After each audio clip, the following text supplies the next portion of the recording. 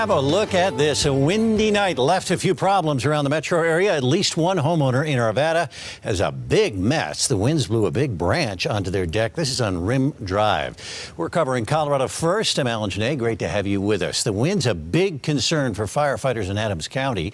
A fire destroyed a two-story home on Gaylord right near 142nd. Investigators don't know what started this fire, but you can see there's heavy damage. Wind definitely a factor, they said. It was very windy there all night. It started at about 11 o'clock, and firefighters were still there when Copter 4 checked out the scene just after 7 o'clock this morning. We don't have any reports of injuries.